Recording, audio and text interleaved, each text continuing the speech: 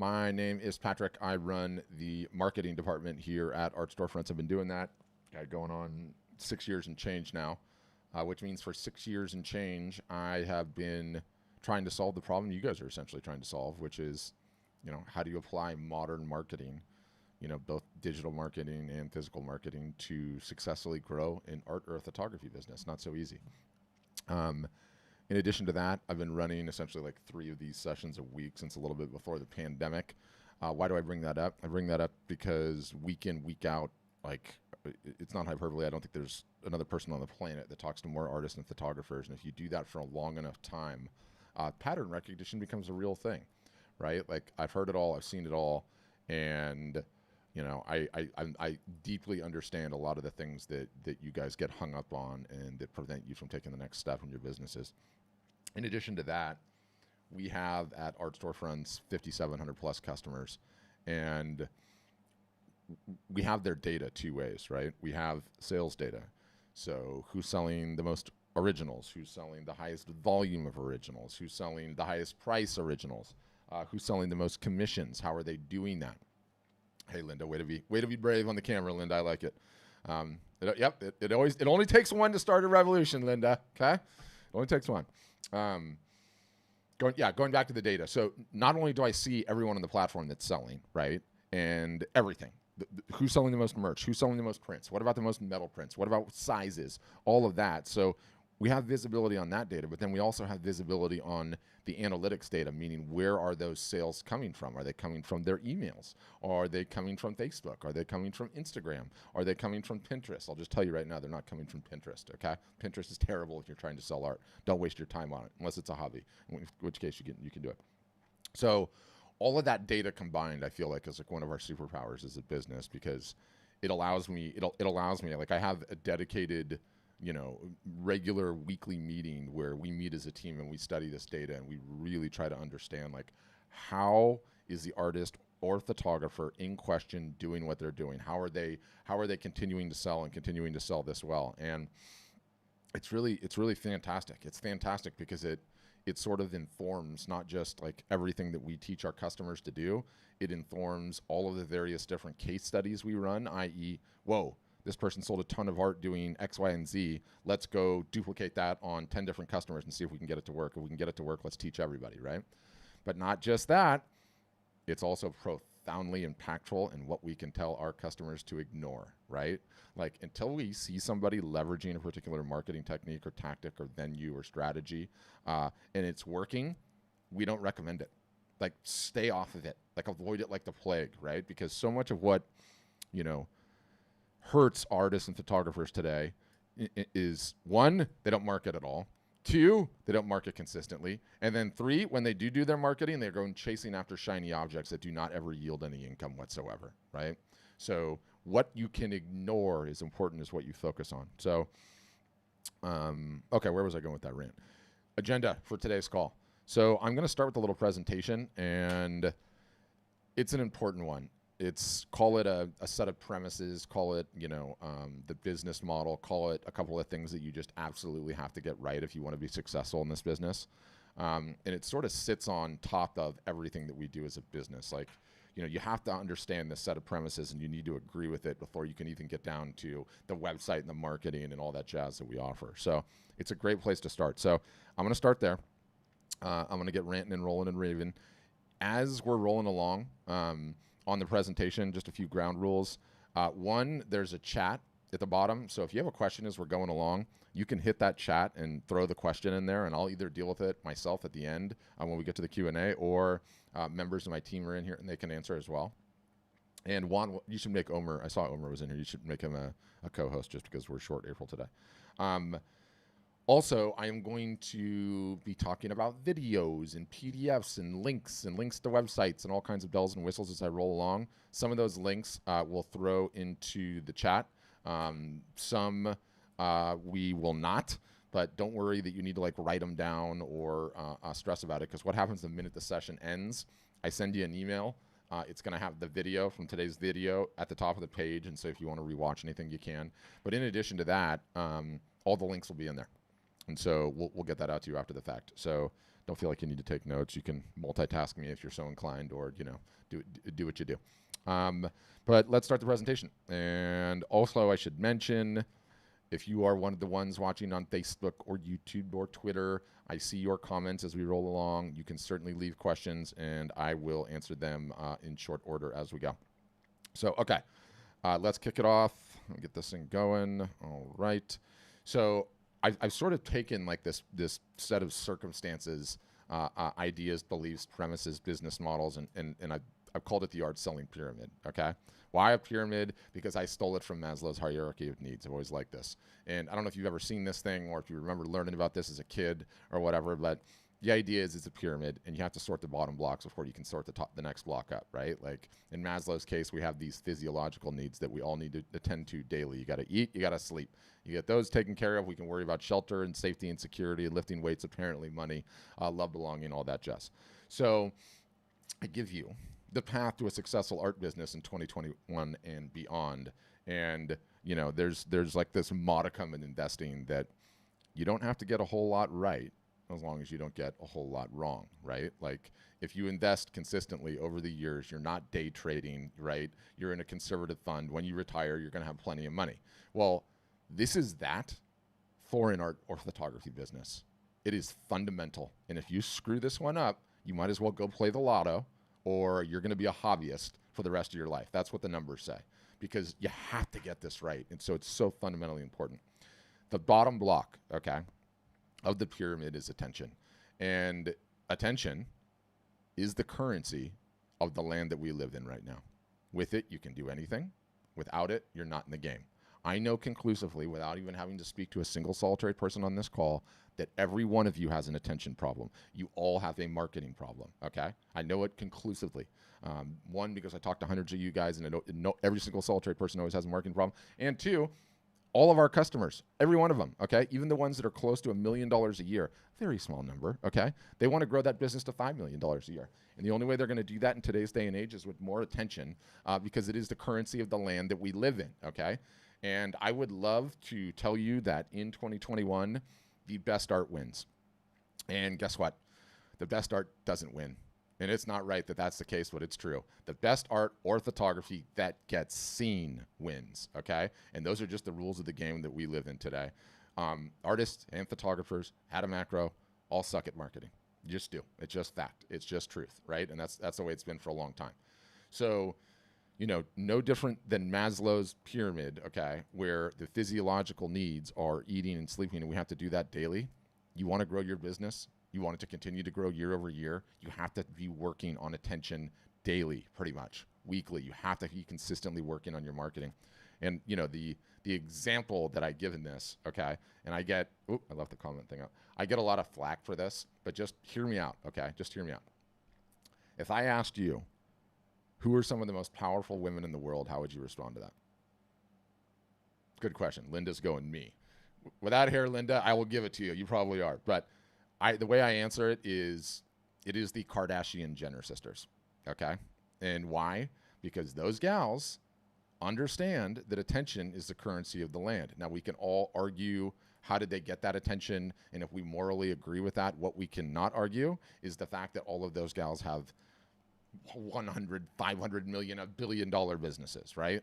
Like I saw an article yesterday, and like the youngest daughter loaned her private jet to the mom and someone else to go for a flight. It's like a $75 million plane, $5 million a year operating costs, right? Like these girls, these surgically enhanced, well-endowed women, okay, understand the currency of the land is attention. And just to bring it home for a second, if any of those gals decided to become an artist or a photographer tomorrow, they could be painting stick figures, they could be taking out of focus iPhone shots, and they would have a $5 million art business year one, right? Year one.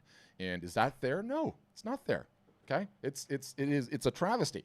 But it's the truth. Like attention is the currency of the land. You guys all have a marketing problem. So step one is understanding that. We'll get into the rest of it later.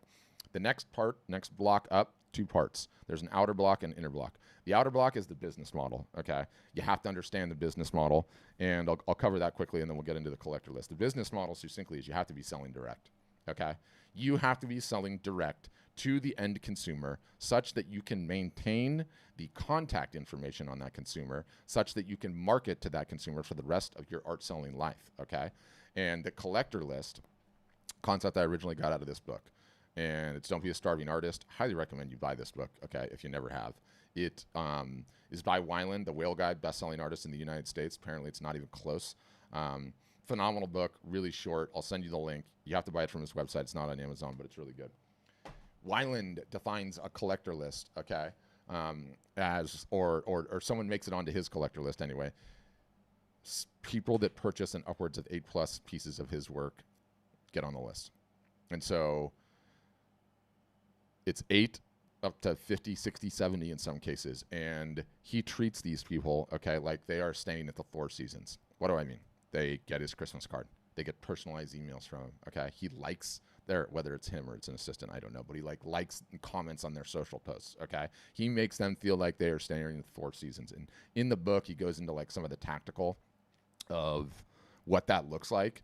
And, you know, I said I've been doing this for you know, it's almost 7 years now, and I've sort of been in the industry and longer. Earlier in my career, when I read it, I was like, this guy's smart. That's interesting. Since then, boy, I have seen this come to life in so many different ways I can't even begin to tell you. I would go as far to say that the size and the health of a collector list is probably the #1 most important metric that determines revenue for an art business year over year. It is that fundamentally important. And what ends up happening is when you have one of these lists, when you take care of one of these lists, and yes, we can get into the tactical about how you build one and what that looks like, okay? But what happens is you come out with 10 pieces, and you are going to release the 10 pieces, which is a series, on a Wednesday. On a Sunday, guess what you do? You email your collector list, and you say, thank you so much, guys, for the continued support. I just wanted to let you know I have a brand new collection coming out. Because you've supported and purchased art from me before, you get to see it before anyone else does. And what ends up happening is they buy some percentage of the collection before the thing even hits the market, right? Start small, right? Usually it's like 1 out of the 10 pieces. Okay, 10% is sold before the public even gets to see it. But I've seen it in our customer base go as high as 50, 60, 70%, right? The dream is that you get that to 100%. And what I've seen over the years with this is that, excuse me, you guys are all just commission salespeople. At the end of the day, artists, photographers, by and large, are solopreneurs, okay? It's not like you have a sales staff. It's not like you have a marketing assistant or a bunch of people that are working for you. You create, and then you go and sell it. If you are effective at selling it, then you make money. But if you don't go out and sell it, nothing moves. Nothing moves. You are essentially commission salespeople. Well, guess what happens when you have a collector list? Because you understand the business model and you're taking care of it. You move from a commission salesperson to a commission salesperson with a base salary. And the base salary starts small. It's 10, 15, 20 grand a year, and then it goes up from there. It's 50, it's 60, it's 70, it's 100. And you're essentially getting paid because you have a collector list just for creating. Just for creating. You create, you hit that collector list, the sales happen. So if you are not selling direct, okay, and you are not maintaining that information, and you are not taking them, making them feel special like they're staying at the Four Seasons, I don't know how you make it in this business long term. I really don't. I honestly don't. It's that fundamentally important. So we're working on our attention daily. We understand the business model. We're building a collector list, nurturing it. There are 3 ways to sell art and photography. Only 3. I believe that every aspiring artist and photographer needs to understand that there are 3 and then deploy the 3 when applicable, okay? #1 way, best way. Trick question. We all know this. It's in person, face-to-face. That is the best way to sell art or photography. It always has been. It always will be. There is a problem, though. Myself, Linda, Natalie here, we are all geographically fixed on this planet, okay? Turns out we have to sleep. And we can't have 15 conversations at once, although my wife sometimes tries to. And if that's the case, okay, you need to have a website. The website solves for all of those situations, right? Your art up on a website. People can put in a credit card. They can buy it. They can do that when you sleep. 100 people can be on your website at a time. So the website is the next most important way. The newest way, though, guys, this is the single solitary biggest advancement that this industry has had in forever, and the entire industry is trying to figure it out, not just this one and others. It is, okay, exactly what we're doing here. It is selling your art or photography via live video in either a one-to-one or a one-to-many situation. That, yeah, when the camera's reversed, it's always hard to do that. Let's talk about the one-to-one. let's say I follow Paul here on Instagram, and Paul makes a new post about one of his latest pieces, and I'm like, whoa, that's interesting. I show my wife on the couch. She's like, yeah, that's interesting too. We just remodeled a bathroom. That would look beautiful in there. So I send Paul a message on Instagram. I'm like, Paul, my wife and I are super interested in one of your pieces. I'm wondering if we could set up a video chat and talk about it, and you could kind of show me the piece in more detail, talk about your inspiration. I get to know you a little bit. You can tell me what the sizes and the specifications and the media types. No problem. We get the call scheduled. I'm in a Zoom with him or a FaceTime with him, whatever it is. My wife's there. We're getting to know him. I'm bonding. While we're on the call, his dog comes running in and barks at him, and I'm like, hey, I've got a dog too, Paul. We're both dog people. I'm bonding, right? Like, and you get the sale over the line, okay? Let's just take how many of you have even leveraged one of those to attempt to sell art with a buyer? Anyone yet? I don't know. Usually it's not that many. I think we are going to move to a world where instead of a buy now button on your website, you're going to have schedule an art chat button on your website. And that's what it's going to be. Because guess what? Until you're selling 500 pieces a month, the most effective use of your time is to jump on a video call with a prospective buyer. And if you're only selling 7 a month, you can do that, okay? Video is so insanely powerful. That's the one-to-one. The one-to-one, no one's even barely talking about it now. We have a few customers that are testing it, like automatic scheduling, appointments, video chats, boom, right? But let's table that because the one-to-many is equally interesting. The one-to-many is the concept of a live art show. Okay, I'm going to show you a couple examples. It is essentially the artist in question, the art, this particular gentleman who is missing his sleeves. If anyone's seen them, do please let him know. He's a customer, longtime friend, name's Matthew, and this is his garage studio. He lives in Laval, which is in Quebec in Canada. And this was old inventory. And he is streaming via the earbuds on his cell phone to Instagram. And we are using software and his laptop to stream to YouTube, his 2 Facebook pages, personal and business, okay? We ran through these sales, and don't worry, I'm going to send you the links later. You can watch them. We ran 2 of these in the middle of COVID over a 15-day period, and he sold 62 pieces for a little bit over $30,000 Canadian, okay? And this was old work that he had in his basement from like 8 years ago. It's not even what his new stuff looks like at all. And so we saw that we got those results, and it was like, whoa, okay, that is absolutely not normal, right? Like that is a lot of art to being sold for no reason whatsoever. It's not like it was like a Black Friday sale or a Cyber Monday sale. He called them the basement sale because he had like 60 works in his basement, right? That his significant other was finally like, can you get that out of there? And so what a fantastic sale. After that happened, we were like, okay, saw the writing on the wall. And this was in the middle of the pandemic too, by the way. Like, so this was May 22nd, 2020. And the other one was like June, whatever. And so after that, we're like, let's go see if we can duplicate it. And we are the live show experts now. We have run one after another of these, and we just keep running them and getting better and better. And let me tell you, I have been doing this for a long time. I have never seen a marketing technique or tactic work this well. Period. Full stop. You know, it seems like, oh, Patrick, great. Like video's been around for a long time. I understand that, but COVID ushered in a new set of circumstances where it's had its revival. Okay, and in this particular case. Her name's Meg. She's a painter from Kansas City. She was moving out of one studio into another, like a studio space, and so she had a bunch of these like smaller pieces. You know, they're like, look, they're sketches out of her sketchbook, right? And they're color studies, and they're not framed, and a lot of them were just on paper. And so in this particular show, she had 80 pieces in the show. And remember what I said about the collector list? So she emailed her collector list on Sunday. This is the live art show that ran on Wednesday. She sold 46% of the show before it even went live. 46% of the show, boom, all to her collectors. And so in total in this one, I think she sold like 68 pieces for, I think, $13,000 or $12,000 because a lot of them were small ones. But since then, we've just run one after another, different artists, different photographers, different niches, different parts of the country, different time zones, different personalities, just literally one after another. I feel like, if you've not heard about this new technique yet, you're about to hear it from every single solitary corner. I mean, you can barely even make it through the Wall Street Journal or the New York Times or any of the rest of them. People not talking about how video commerce is going to completely change the entire industry. And God, we've had such a fun time doing them. There's so much that we've learned and gone along the way, and we're putting so much effort into what the technology looks like and how to price and whether or not to wear white gloves or not. You don't have to wear the white gloves, by the way, but you know, it's nice. It's a nice effect. One more point, then I'm going to circle back. Your industry is not one that has a lot of reports, okay? There's two big ones that come out every year. Disclaimer, these people really only survey on these reports. There's this one, which is like the Art Basel UBS one, and then there's another one from a group out of London called the Hiscox group. And they put these reports out, you know, the Art Market Report 2021.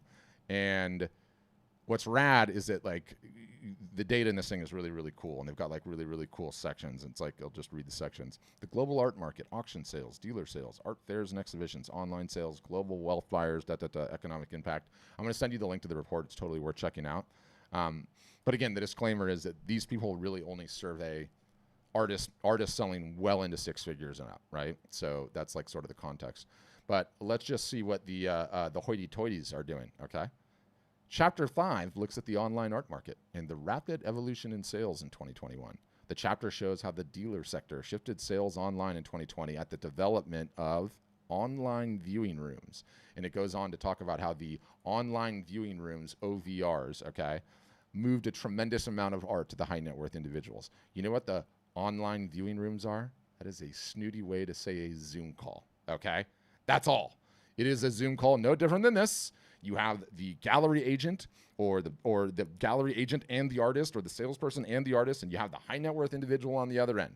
And they talk, they show them the work, they say why it's awesome, and it gets purchased. And so I show that to say it doesn't matter if you are, I've never sold anything before in my life, or you're at the very top of the scale, well into six figures. The whole world is trying to figure this out all at once. And to just give you, like, tweak your mind a little bit on the various different permutations that you can think about this is like my same buddy, okay?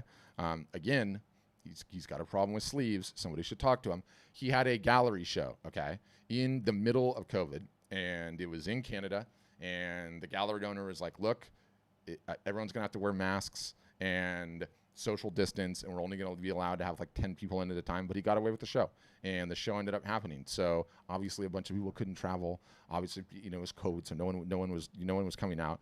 So what did we do? The day after the show, he grabbed his glass of wine, and we turned on the exact same operation, and we walked through the gallery, okay? And it's just like you're being at the show. It is the next best thing. He's walking through. He's showing you the various different pieces on the wall. You got to see which ones have the red dots that have already sold. He's explaining. People are asking questions in real time, and it literally feels like you are in the gallery experience with him. And this was totally free to do, did not cost anything aside from someone having to hold his phone and hold his laptop. But it's not like this is high-tech camera gear, okay? It's his MacBook and it's his phone. And like the gallery owner's daughter, like, look, the thing's tilted sideways, the lighting's off. This was like a old bank vault turned into art gallery. So like the sound is terrible. It's bouncing off the walls. Didn't matter. Really successful at selling more of the show than he would have otherwise. And it's like, you start running these things all the time. And one of the things that you learn is, well, you learn a lot of things, right? And I'll finish off with him, and then I want to show you one of our new features because I designed it and I'm quite prideful of it. But look at this. You know, when I say you learn a lot, what do you notice about this? Is this the right one? What do you notice about this one? Can you tell? The quality on it is terrible. You want to know why the quality is terrible? Because his significant other is upstairs binge watching Netflix when he's trying to run his show. Okay, bandwidth is an issue. Okay, you can't have your kids on their iPads. You can't have your significant other streaming video games or whatever. You gotta make sure to use your internet connection. So you learn things. You learn. I love making fun of myself for that one. I thought it was hilarious. Anyway, this is one of our newest features, and one of the things that you learn is like, okay, if this is the future of selling art and photography, it is without question. How do you go about taking payment? How do you go about taking payment, and how do you have a very simple venue for the show for those people that couldn't see the show live that are going to then purchase after the fact? And so I designed this page from scratch. It's our newest feature. You can see that there's nothing up top. There's nowhere to click except the shopping cart and the share button. There's nothing to click here. Okay, there's an intro to the show. This gentleman's show is already run. So after it's run, it gives you a place to put the video. But what is so brilliant about this is, like, do you see the grid of images below? He shot these with his camera. You could have shot yours with the iPhone. You get them all into a folder. and you dump them and upload them all at once, instantaneously, the grids on the page. Then all you have to do is go in, title them, and price them. If you just want to title them and price them, you're done. If you want to title them, price them, size them, and give them a description, you can do that as well. And what's so cool is like, it takes literally less than an hour to do a 25-piece art show, okay? You can do a 50-piece art show, less than an hour to build that. I know how bad you guys hate technology and building websites, okay? None of you ever want to build another website again. I get that. This is so easy to run a live art show. I can't even tell you. And look at how cool this is. There's a little buy now button in this little shopping cart drawer, slides out, and you can pay now, and you can use Apple Pay or Google Pay or everything, and it's instantaneous. But what's cool is, you know, the minute it sells, the sold button pops up, right? Because as we were doing these things, you would sometimes get two people bidding for the same piece at the same time, and then it's like, who gets it, right? And now you have a very simple look. Whoever checks out first gets it, and that's it. And by the way, you know, you remember when we were looking at his gallery sale? Like, the whole point of everything that we do in a digital context is attempt to copy what goes on in the retail context. That's really it, because that's what everyone understands. And it's like, okay, let me see if I can get to the image. Let's see, back up a little bit, I think. The point is that when you go to a gallery show, okay, and the art sells, they put this little red dot in here. Come on, you got to show it to me. They put a little red dot on there, right? And this has been a retail trick for a long time. And what it essentially does is it creates some FOMO. Like, the dot's there. You can't see it, but there's a red dot there. There it is. It creates some FOMO, which is like fear of missing out, right? And that's the whole point with these pages. Like, just copy what everyone already knows. And so what happens is your show is going on, and then all of a sudden things are selling, right? Boom, boom, boom. People come on and they're like, whoa, this guy's selling. All the pieces are moving really, really quickly. I better go and buy one, right? So it borrows on some of the psychological triggers. But really, really fired up about this. Really, really cool feature. And it's just another one of the pioneering things we're doing. This is version 1. I've already got a bunch of changes in line for version 2, but very, very easy to do. So easy to do, in fact, you could be running a couple of these shows a week within 24 hours of signing up. I mean, with 1 hour of signing up. I mean, that's how easy these things are. So very, very fired up about this concept of the live art shows. Will not stop talking about it because I've never seen anything full stop. And there's a whole bunch of reasons why they're so successful. We can get into them later. Let's get back to the pyramid. So we got the bottom ways, we got the middle ways. Top block is everything else. It's literally everything else. If you've got a retail gallery or an online gallery and it's working and it's providing revenue, fantastic. We're going to keep that. But it's in addition to everything else that you're doing. It's not in lieu of. It's in addition to working on your attention. It's in addition to selling direct and building a collector list and taking care of it. It's in addition to deploying the 3 ways of selling art. So to show and Thayer circuit, really anything else. And as a final, I love this word, right?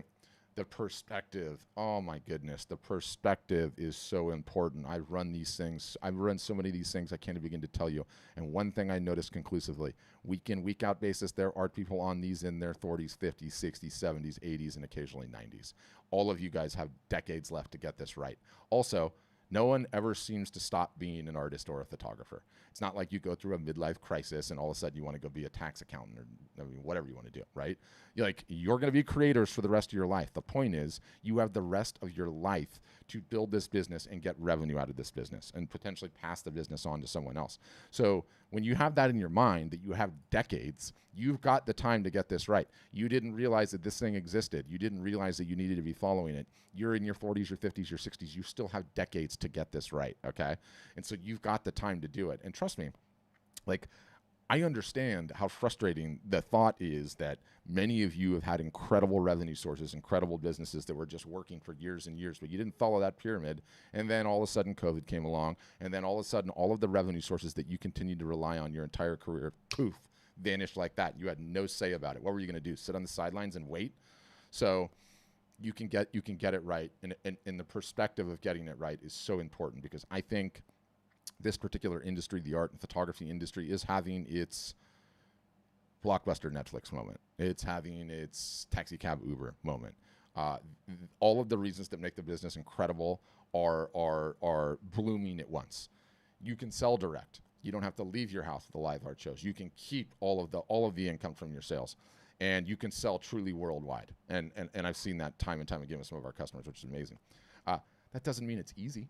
That doesn't mean you don't still have to do the marketing. And I know you guys all suck at marketing, with all due respect, and you need to learn how to do it. And I know none of you are doing it consistently, and so you all have to learn how to do that. But if you do learn how to do that and you stick with it consistently, there has never been a better time to be an artist or a photographer, because let's be honest, the gallery relationship is absolutely exploitative to the artist, okay? A 50-50 split where you don't get to maintain your customer information, maybe that makes you a tenant farmer, okay? You might get free roof over your head and some meals, but you're gonna leave with nothing. You're not building any wealth. You're not building anything you can rely on. So that's my rant. I'm sticking to it. We will now move into the Q&A. We could talk about anything. You can ask me anything Art Storefronts related, pricing related, print on demand. You can tell me what's going on with your business, any advice that you'd like about any marketing technique, tactic, pricing, niche selection, branding, copyright. Should you watermark your images? It's all on the table. Love to talk to anybody or anybody about anything, really. How do I know you have a question? If you're one of the brave ones, thank you, Linda. Thank you, Natalie. And you guys have a question, all you have to do is raise your hand and we'll see it, okay? And I'll know you have a question and we can unmute you and you can go. For everyone else, there's a reactions button at the bottom of your little Zoom bar thing. And it's like a little smiley face with a plus. And you can click that and it allows you to raise your hand, okay? And you can see that I've done that now on my end if you look at the participants button. And that just lets me know, hey, you've got a question, and yep, Melina, I got you. And so that's how we can go. And yeah, Greg, there is, like, we can send you some sample websites. That's easy. Although, you know, so, and Greg, I'll answer your question. Let me finish my pitch. If you don't want to turn your camera on, you don't have to turn your camera on, okay? I hate being on video. I totally get that. You want to ask audio only? Totally fine. And then again, if you're watching on one of the socials, like Lost in Time consignment here, if you guys leave comments there, I can answer those too. So that's how we'll roll along. So Greg was asking me, is there a link for you to view sample templates? Yes. The templates are all very simple, very clean, very sleek. And one of the beautiful things with us is many of you guys have, you know, built websites before where you spend a bunch of time worrying about colors and fonts and this and that. You don't do any of that nonsense with us. You don't need any of that nonsense. All you need is a very simple website that makes it look like you are in an art gallery. What do you notice about an art gallery? Are there fonts and colors and a bunch of bells and whistles and nonsense? No. There are blank white walls in the art front and center. And so we've built our entire sites to look like that, and they work incredibly well out of the box. And you don't have a website problem. You have a marketing problem, right? And so all you got to do is, if you ever do sign up with us, you upload your logo, you upload all the work, you fill out the About Me section, and you get going on your marketing, because that's the only thing that's actually going to grow the business. But okay, Melina, you are up first today. You'll need to unmute your mic. I'll let you know when you get it. Yep, gotcha. Okay, great. Hi. Hi. You know, I had a 10-minute demo. I mean, I missed it, meaning I thought it was going to be a phone call, it was a Zoom call, and I just missed it. Yep. And Jeff said to jump on here. So I do have a lot of questions. In particular, I have what's called light photos, like spiritual photos, but I also have nature. That's kind of part of it. Yep. And I'm just really I love the way that you kind of go right to it. Yes. Meaning success, what works. Yes. And so. So do you want me to answer your question? Yes. I already know what it is, and you don't have to ask it. Sure. You can 100% put all of that stuff up on the website. Everyone, so like the mental trap that everyone gets in is that, well, you know, I paint, but I also do some photography, or I have one series of photos, but I also have this other series of photos that I really like, right? And you get stuck in this trap in your mind that somehow the brand is 100% the work that you produce, okay? Like, oh, you're the bird photo lady, right? Or you're the spiritual photo lady, or, you know, he's the rock photography guy, right? And that's part of the brand, but the other part of the brand is Melina. Who is Melina? What makes Melina tick? What makes her interesting? What things is she into? What is she sharing on her social media sites? That's number one. Number two, I love how everybody's like, I'll just get started when I figure out what niche I want to launch with, right? And what happens then? Then the days turn into weeks, turn into months, turn into years. How's that website coming? How's that business coming? You never get launched, right? Like everybody thinks that they know what their niche is going to be before they've even tried to sell it. You don't even know which one's going to be successful. You could throw all of that stuff up on your website and any of the following can happen. One way outsells the other, okay? Or it's a 50-50 between the two. Or none of it sells at all, right? And no one can tell you what's going to happen until you start marketing and getting in front of strangers. And guess what? Making decisions without feedback is so silly, right? Like stated another way, your boat is sitting on a shipyard right on the edge of the water, right?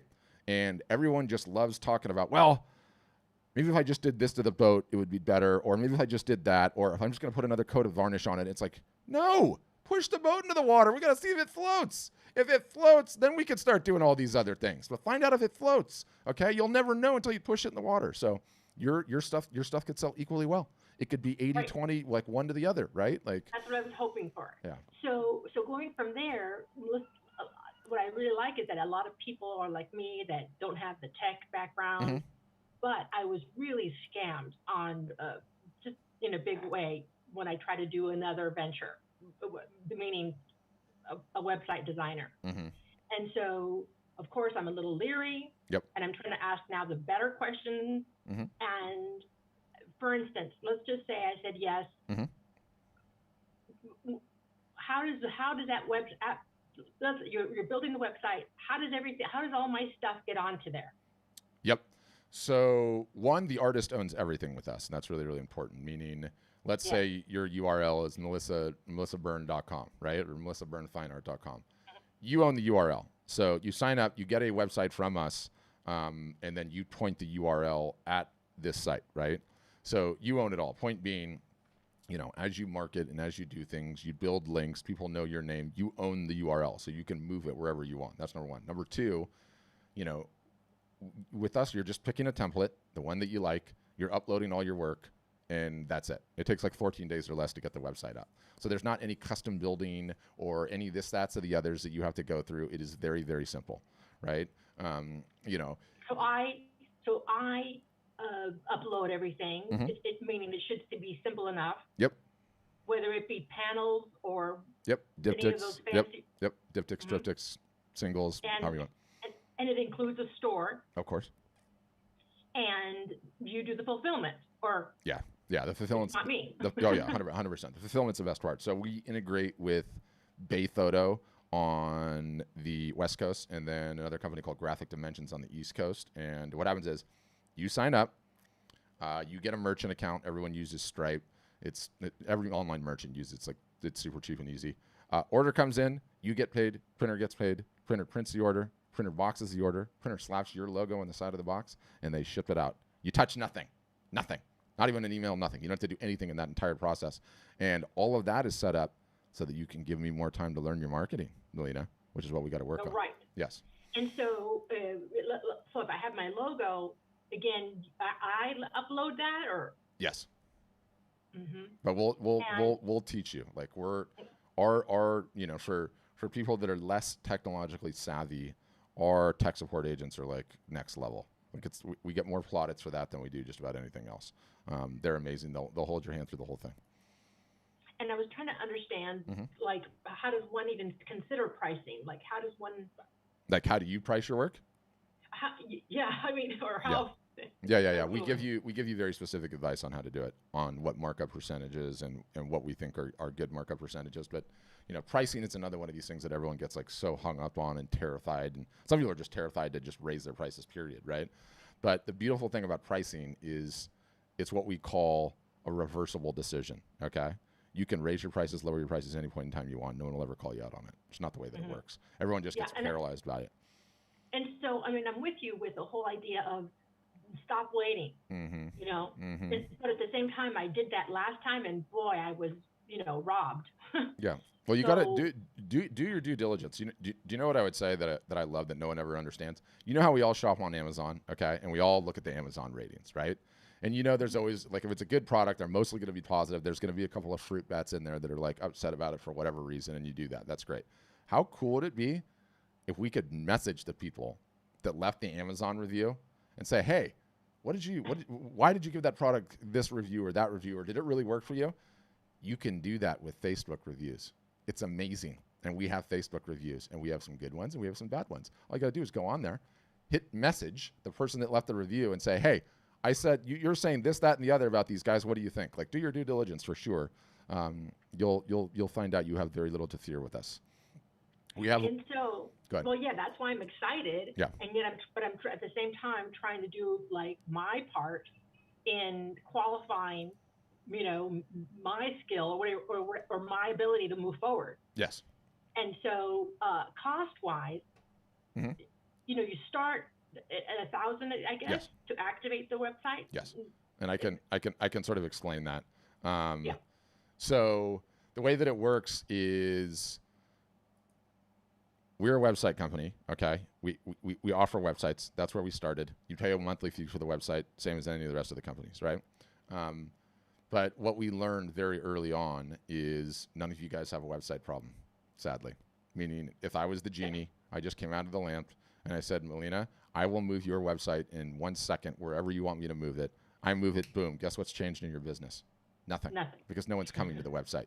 You don't have a website problem. You have a marketing problem, right? I have a few sites, so I know. Yeah. So what we did, we were like, okay, if we want to grow as a business and be successful, we've got to fix the marketing problem. So how do you do that? So really what we are at this juncture, we've gone from being a website company to being a postgraduate university, an art marketing university that offers degrees in art business and art marketing. Except there's no graduates because the learning never stops because the doggone goalpost moves so quickly. But that's what we do. I've been listening to I've been doing a lot of the pods this whole weekend, Wonderful. I get all that. My question is more regarding, so in other words, to get a decent website that I really like, I just want to know what I'm paying.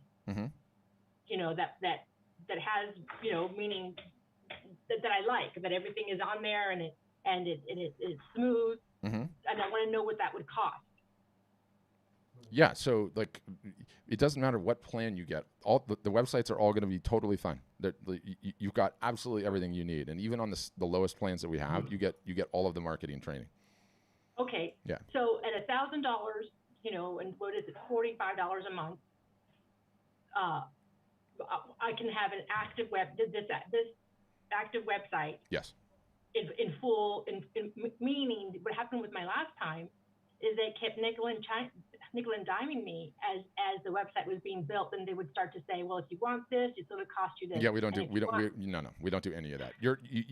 The way that we're set up, you essentially pay a one-time fee, which is a tuition to get into the university that goes to pay for all the staff that are going to teach you how to market for the rest of your natural born life. And then the other thing is just a monthly fee for the website. There's no nickel and diming on anything. And not only that, like, we don't ever, and not once in our history, all we do is we just keep adding features and adding features and adding features, and we don't ever charge our existing customers more for anything. We have not once. I don't think we ever will. So when you say they slap on the logo, fulfillment, and how do they do we send it to them? Yes. Yeah. And it's like a sticker that goes on the side of the box. But yep, that gets all worked out. Okay. Yeah. I mean, it's pretty all cool. right. Yeah, it's cool. Thank you. It's really, really cool. Thank you, Melina. Thank you. And what do we have to do to follow up on you? Does somebody need to call you back? I can't remember if you said that or not. No, yeah, it would be great, just because I'm a little bit, what's the word, jaded. Yes.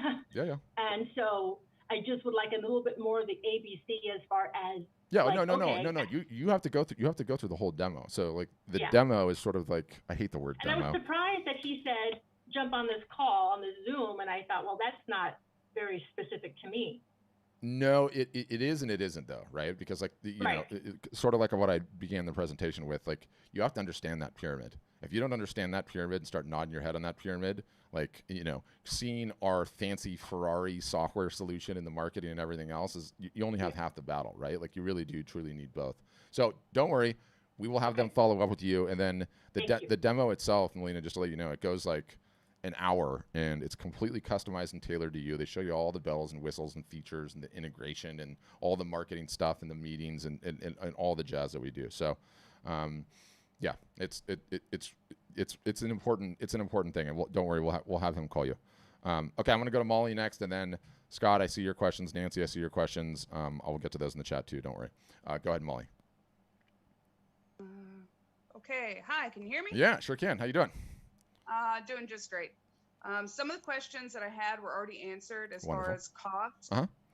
Does the fulfillment part, is that extra or is No, that no, all no, included? no, not at all, not at all. And the fulfillment is really cool. So we have fulfillment two different ways, right? We have all the prints, and then we also have merch, and all of it is just like a one-click integration. It's free, and the print is pretty cool because we're 5,700 customers now. We have some bargaining power. So the prices that you get, like, if you walked off the street or if you went to Bay Photo's website and you tried to order a print from them, the prices that you get through us are significantly cheaper on most items. So that part's really cool too. So you get cheaper prices than if you were just, walking off the street, but it doesn't cost you anything at all. Like it's all print on demand. You just pay for what the thing costs, right? I like that, and I like that it's merchandise, because that was part of my plan was T-shirts and coffee cups and stuff like that, pillowcases. But and that kind of, my other question is not specifically to your company, but print numbering. Like if I do an original print, I work in a lot of different mediums. I take a theme and I do a series based on that theme in a bunch of different mediums. Okay. And then I do prints of those mediums. And so as far as like, do I number the prints or do I not number the prints? How do the, we can sell the original? Yeah. So there's so many different ways to skin this cat. We have a ton of advice about how you can approach it. My general rule of thumb is, and so many artists screw up on this, is like, does your store have price point variability? Meaning, does it have some inexpensive stuff and does it have some expensive stuff?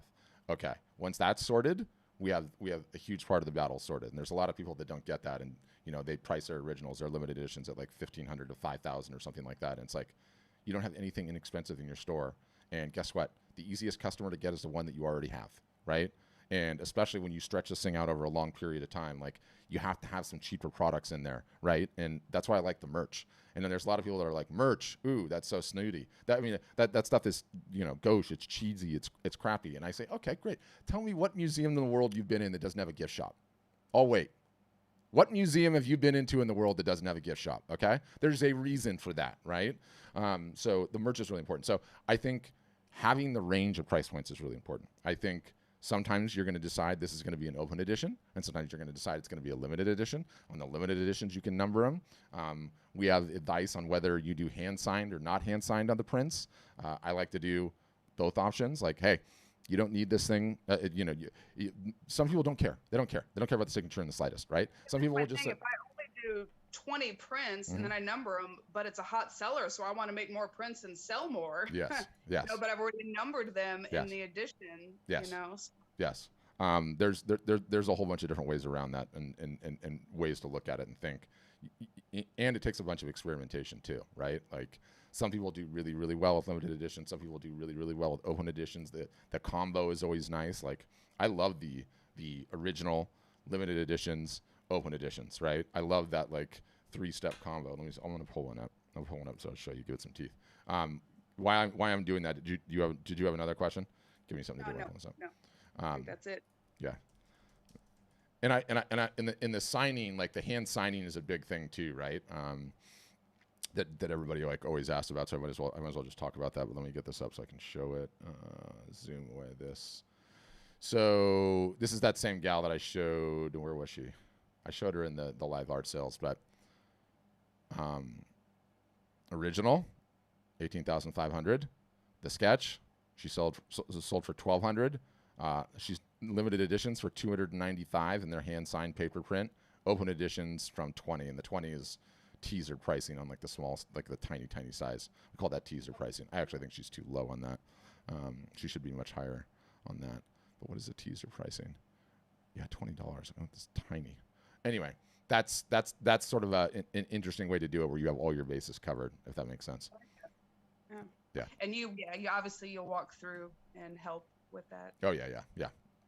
We give it well, that's ton of of my advice. questions. Thank you. Yeah, thank you. Okay, Greg, you're up next. Go ahead, Greg. Oh, Natalie, I'll get you right after. Sorry. Oh, yeah. Hi, can you hear me? I can. Okay, great. Hey, I just had a couple questions. I was wondering what's the tuition or fee? Let's say, I have an established website that I'd prefer to keep using, but would just like your marketing, guidance. Yeah. What's what's the fee for that? How does that work? We don't differentiate. I mean, you don't necessarily have to use the website at all in the slightest. You can of course just come in for the education, and we do have some people that do that. What ordinarily happens is you come in and you're like, do you know how invested in this website I am? I can't take this website down. You're like emotionally tied to it, right? But unless it's significantly providing you income, there's no reason to be on it. That's number one. But number two, we have the marketing built deeply into our websites. And let me give you a for example. We have a feature called Art Buyer AI. And the easiest way to think about that is it's a fancy tracking script that runs on your website, right? And so the way to think about it is, let's just say that your website, Greg, is an Apple store. Everyone understands an Apple store. Everyone's been into an Apple store, right? The feature, the Art Buyer AI, is a video camera in the top corner of the Apple store. And I go into your Apple store, Greg, and I pick up an iPhone and I look at it. I put the iPhone down, and then I pick up the iPad and I look at it and put that down. And then I pick up the MacBook Air and I look at that and I put that down. Then I buy the iPhone and I leave. Instantaneously, our system will send you an email, and then you log into your back end and pop, there's this little window here and it says, Greg, Patrick just walked into your store. He looked at the iPhone, he looked at the iPad, he looked at the MacBook Pro, and he bought the iPhone. Here's the email we think you should send him. Boom, the email pops up and it says, hey, Patrick, thank you so much for purchasing the iPhone. I really can't wait to ship it to you. I know you're going to love it. I couldn't help notice that you also looked at the iPad and you looked at the MacBook Pro. I just want to let you know that we have a one-time bundle special for new customers. So if you are still interested in those two, let me know and we can work it out, right? And you can decide to hit send or you can hit not, right? And we have like a whole bunch of little bells and whistles like that. So I think you would end up, switching over. But I trust me when I say I get the sentiment. Also, too, you don't have to have it at your main URL if you're really, really attached to your main URL.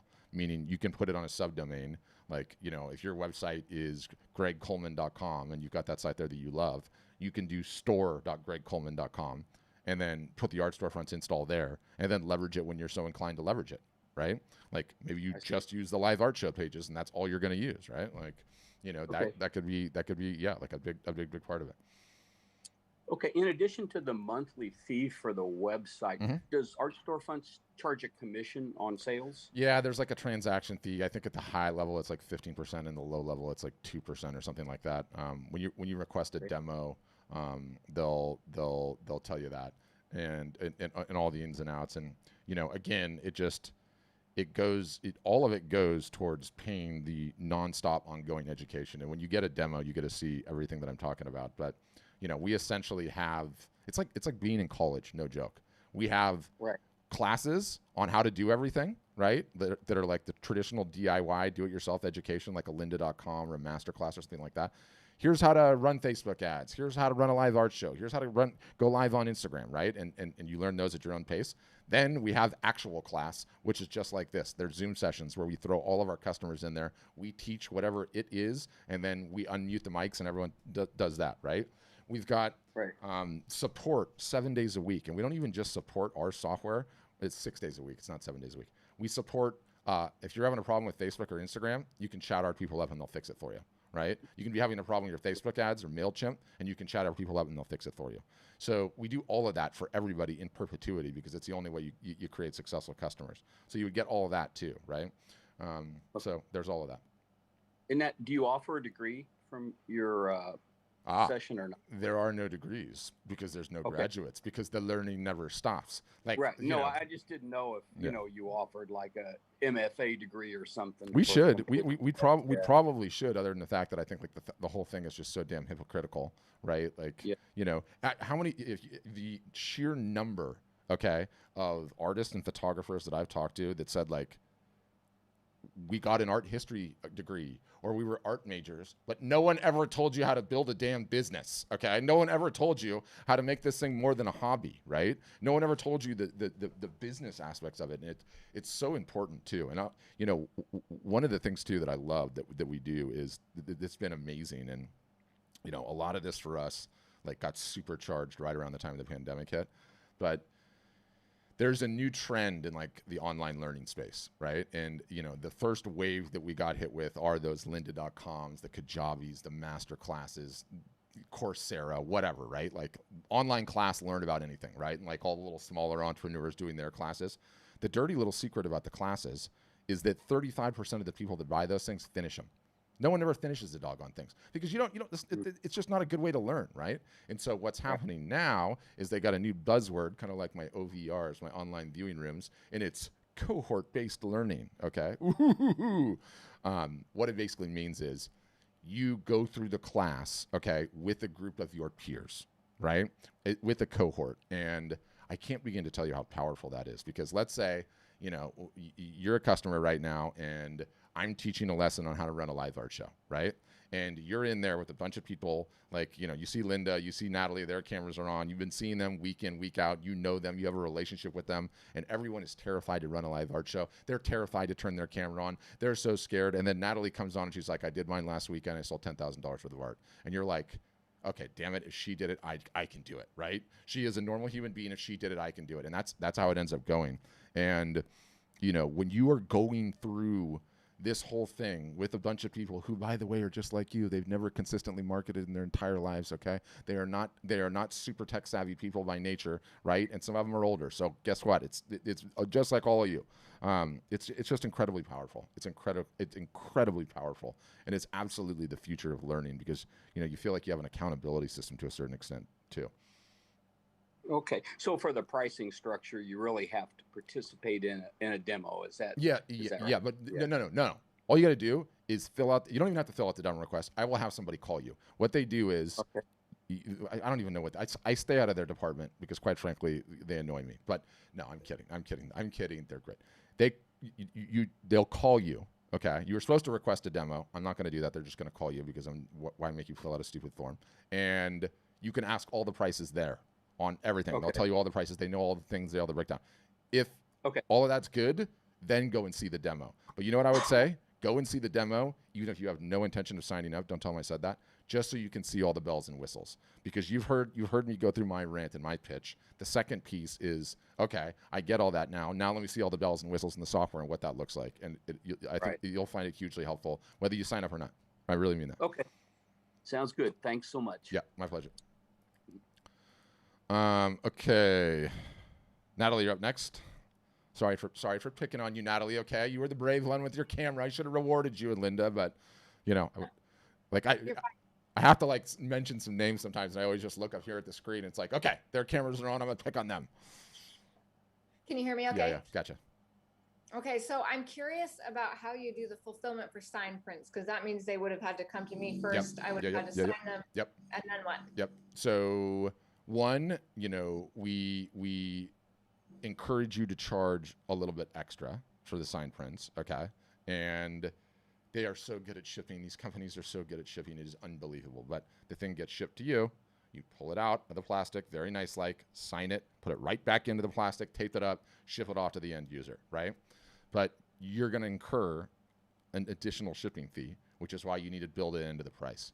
And I see the greatest success, how I like it is, offer no signature at all, offer the digital signature, and then offer an extra price for the hand signing. And sometimes when you do the hand signing, don't just hand sign it, like, you know, grab the back of the metal print and like write something in the middle, you know, give it a little panache. They love that. So it goes that way. But everyone thinks like, oh, my art's only going to sell if it's signed, or, oh, you know, people hate digital signatures. You would be surprised. It's different strokes for different folks. Some people don't give a damn. They just want the cheapest price. That's it, right? Some people are like, I absolutely want that signature. So my opinion on it is like, okay, well then offer them those choices, right? Offer them those choices and let them decide. Okay. And then now I'm going to forget my question. Your other person was talking about limited editions. I was talking to a couple of publishers last week that wanted to sign me on, and I was so glad I listened to you first because I was thinking, I don't know. But they have mentioned how limited editions are like totally dead and don't do them anymore. But I know you have a lot of statistics about complete nonsense. I mean, I will go into that room with that person. I will take the glove off, slap them across the face and say pistols at dawn. I'm serious. I hear so much nonsense like that from people on a regular basis, and I'm like, absolutely not. Not only are they not dead, they take the AOV, the average order value, to a much significantly higher level, right? It's such a stupid thing because what that person is saying is that the limited editions in and of themselves are a thing. They're not a thing. No one says, I need a limited edition today. That's nonsense. You say, I want a piece of artwork, okay? Then that is what you're buying. You're buying the artwork. You're buying whoever it is, whoever has it, whoever loves it, right? Just don't get me started on the limited editions. Don't even get me started. So of the limited editions, if you have, let's say you limit it to 500 and you sell them out, then what are you left to sell after that, after they're sold? That was kind of their point, was that once you're out, you're out. And they've had different artists that they talked about who had kind of, quote, destroyed their careers because they would do a limited edition for 500 here, and then they would add 1.5 inches and make it just slightly bigger, and then they would do another limited edition, and then people were feeling like, hey, I didn't actually get a limited edition, you just keep going. So but he had a demand for that image and wanted to keep reselling it. So what do you do when you've already capped it at 500? So you get creative. You get creative with what the definition of the limited edition is versus the open edition, and then you always maintain the ability to sell the open edition. And so you have to you have to clearly communicate that ahead of time, right? Like maybe the open edition are only paper prints, and the limited editions are on metal or on acrylic, right? And you can do that in a whole bunch of different creative ways, but you make sure to clearly communicate there will always be open editions, right? Okay. And then you're totally fine. And like I go back to, I had the gal up. Did I have her up? She's got a really, really interesting story. And to be honest with you, I would lean on her to talk about this because she's been one of the most successful ones I've ever seen with the limited edition thing. But her jam originally was she went to KU, right? Kansas University, and they have like this mascot, and the mascot are like the Jayhawks, right?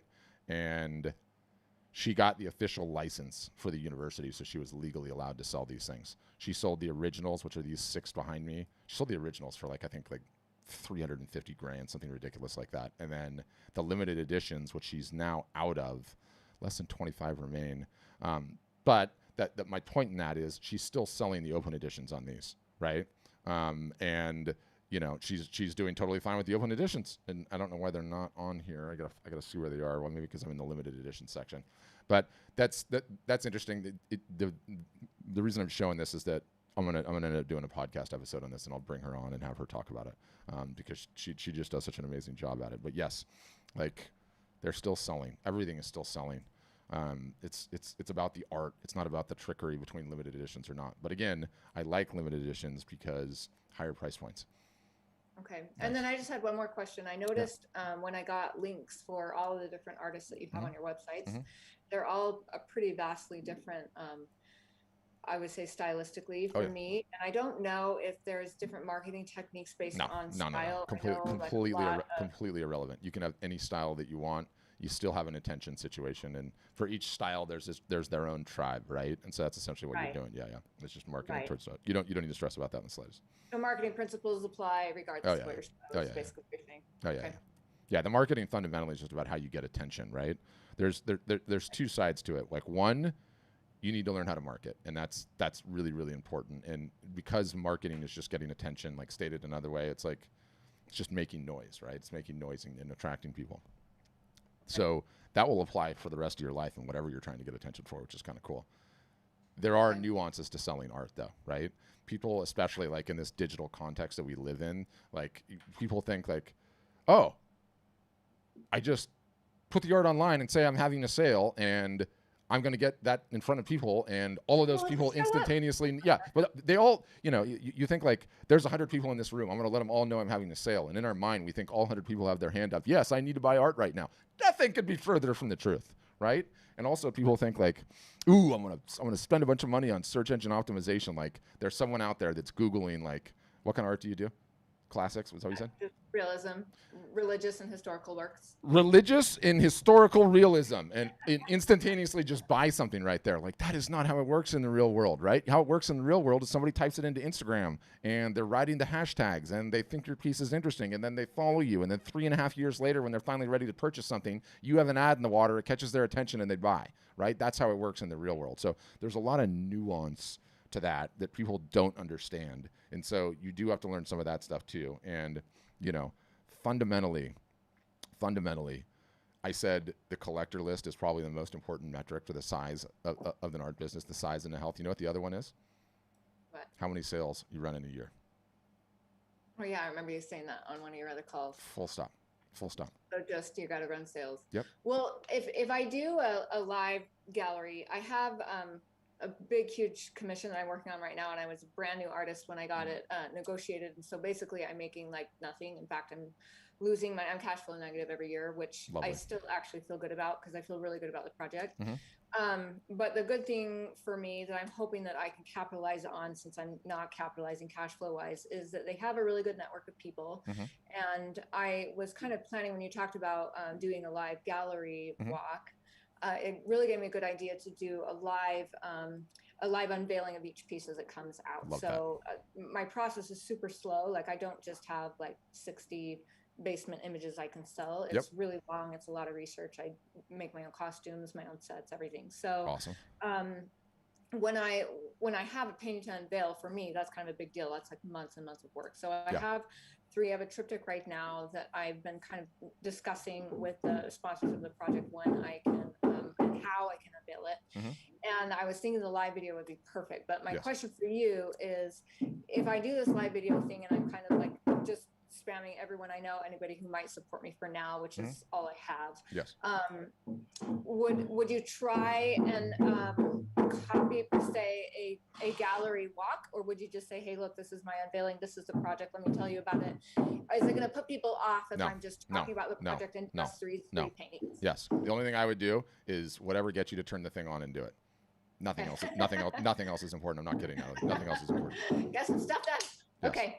Yeah. All right. So those are all my questions. I appreciate it. Yeah, my pleasure. And I love that you're latching on to the live video, because my goodness, it's just mind-boggling. And somebody was in the chat a few seconds ago talking about social followings and how well you've done. I'm going to show you real results in a minute from people that have very small social followings and are just killing it. So, all right. Okay, it's going to go Linda, then Scott. Linda, you're up. Go ahead, Linda. Hi there. Hi. Here. Okay. My situation is so complicated, I'm not sure how to even ask. Okay. Tell you where I'm at. I am not someone that's been, ever considered an artist beyond the fact that I'm artistic in a lot of things I do. Okay. I'm now 4 years into my store, feelgoodfairtrade.com. At the same time, before the pandemic, I had a store at our local mall, and I sold artwork, women's artwork. And actually, I sold a ton of local women's artwork out of my store. Did really, really well. And that got me interested in, in my own, doing more artwork of my own. Mm-hmm. I also, during the pandemic, founded the Sweet Survivor Rescue Fund. And the Sweet Survivor, that's Survivors Will End Trafficking. I'm a life coach, and I counsel victims like myself, sexual assault, childhood victims of sexual assault. So where I'm going with this is, I already have a store on Shopify that's been in existence for 4 years. Okay. I have also opened a fundraising platform of shops called the Earth 2.0 Fundraising Family of Shops, and I'm using Shift for Shops platform for that. Mm-hmm. I also use Samcart. Yeah. Because with Samcart, I can run all of my URLs, and each charitable endeavor I have raises money for somebody. Stand with Greta, For sure. Is Feed Us, Love My Gender. They're all, Human Rights Campaign, Ocean Conservancy, raising money. So I've already got all these irons in the fire. So I decided sweetsurvivor.com, and I have a book coming out, and it's with Steve Harrison, who's the Chicken Soup for the Soul guy. Yeah. So all big things are going on. And I want to use I write haiku too, and I wanted to use my own photography with haiku inset and start selling it. Okay. And I'm planning on doing that already on my own store, feelgoodfairtrade.com. Mm-hmm. Sweetsurvivor.com's there right now, but September 4th, it becomes its own store under the Earth 2.0 platform on its official launch day. And so I'm doing this as a fundraiser, and I have these other platforms, and I'm wondering if opening an art storefront specifically to focus on the photography, the haiku and photography, Mm-hmm. would be an advantage to, like you said, attention. An attention getting advantage over just trying to push it as an aside on my store. Yeah, I mean, how many different Instagram accounts do we have here? How many different Facebook accounts do we sound here? I mean, this sounds like a lot to juggle that you've got going on already. Oh, it's insane. Yeah. Giving stores away right now. Every URL I said I own, and I'm giving them away for a percentage of the company to people who are social media savvy. So that's in the works. Sweet Survivor Rescue Fund we provide, sweet means survivors will end Earth's trafficking, and it's providing rescue transportation. I'm just constantly trying to raise money. Mm-hmm. People interested in I was just posting my photographs in my haiku group, and people so here's what I would do. I would put them up on your website. I want them up by the end of the day and go and try and sell them. If they sell, then I would consider Art Storefronts. If they don't, then you've got a marketing problem, right? And maybe you consider Art Storefronts. I know, but try and sell them on the website you have right now without any extra work whatsoever. Yeah, that's what's just about to happen on September 4th. I'm just really thinking that September 4th, you could have those things up on the website today. Today, Linda, today. Get them up on the thing today and email me. I want to see it in the store. That's my challenge. I like a challenge. Good. I'm gonna be. Do it. All right. I'll do that and get back to you. Yep. Send me an email. I'll send, after I send you the replay, just reply to that one and say, here it is. It's up in my store. I did it. Okay. And Linda, don't make me come looking for you. Okay. Don't make me come looking. I want to see it up on that site. All right. I want an empire. We're saving women and girls. We need an empire. Yep. Understood. So, I'm just thinking you can get it out there in a bigger way, or I could using Art Storefronts perhaps. Yes, we could certainly help with the art, but I'm concerned that you have way too many websites and social media accounts already. And yeah, but they're rolling. We're doing well. They all have a purpose. Okay. It's time to focus on me. Yes, get it up. Send it to me. I want to see it. Will do. Okay. Thanks, Linda. All right, Scott, you are up next. And were you the one were you in the chat talking about social media following size? I was. Yeah. Can you hear me? Yeah. So check this out. I'm going to show this to you, which is sort of interesting. I've been putting together. I was going to run this huge contest, and for reasons I don't want to get into, we've had to pump the brakes on it for the time being. But I put together all the assets, and so that's what this thing is. It's like what did I call this thing? The How to Run Live Art Shows 2020, a quick start guide. But I just want to show you. So 2 shows, 61 pieces, 30,000 Canadian, 8,000 Facebook fans, 29,000 Instagram followers, 9,000 YouTube subs. The YouTube subs is irrelevant. Okay, this is a guy that this is my earlier buddy. He does I don't even want to talk about it. YouTube is irrelevant. So he got those results with 29,000 and 8,000. Okay, fine. If you look at Meg's, 1 show, 62 pieces, 12,000, 2,800 Facebook fans, 7,900 Instagram followers. Okay, and then we go down to the next one.